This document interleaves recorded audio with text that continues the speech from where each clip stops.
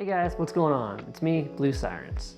So I want to start making some videos like this where I kind of talk about what's going on in music, the music industry, and my music, and maybe just what's going on in lo-fi.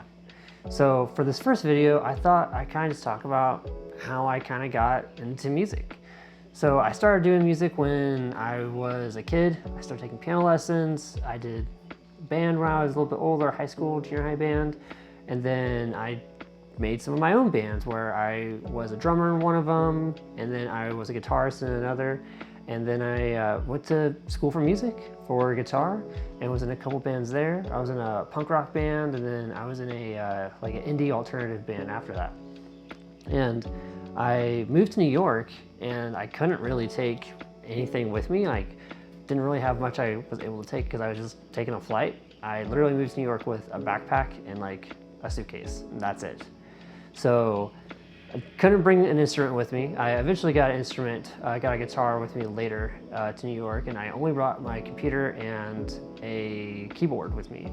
And around that time, I was getting really into synthwave music, so it kind of fit and worked out well for me. And I was listening to a lot of Kavinsky, a lot of Big Data, and was like, yeah, let me try making this music. So if you listen to some of my really early music, you'll definitely hear that synthwave kind of Comtrue's Kavinsky kind of vibe with the music I was making. And I was making that music for a while, and after a bit I started to realize my songs started sounding a little bit slower, a little bit more ambient, and the song that really kind of tipped me to thinking maybe I should do a little bit more lo-fi was a song called Ghost Lullabies. So if you haven't heard that, you know, I'll put a link for it below, but it's like a really slow kind of mellow song you can listen to. And around that time, I also found, just through social media, Teatro. So let's give a quick shout out to Teatro, because he also was a lo-fi artist and kind of was one of those people that exposed me to more lo-fi and more lo-fi electronic music that led me to doing lo-fi. So I was still kind of playing around with the idea, and I tried doing a couple of different electronic ideas, but eventually I got to the point where I was like, I think lo-fi is going to be the genre I really want to work with. So for about like the last 3 years or so, I've just been doing really lo-fi music. There's a couple songs here or there that maybe border other styles or other genres, but doing lo-fi has been like the root of what I've wanted to do when it comes to music. And why do I do lo-fi? Well, for me, lo-fi, there's like tons of different things that are still possible. And it's one of the harder genres I feel like to do. Like when I was doing rock music, punk rock, and synthwave, it's, you know, do this hard, do this fast. Like there's that same kind of energy and vibe, and I know what that energy and vibe is. And that was something that, like, you know, it's a lot of fun to do, but lo-fi is very different. There's lots of dynamics in lo-fi, there's lots of dynamics in those other genres too, but for lo-fi, you use them in a different way.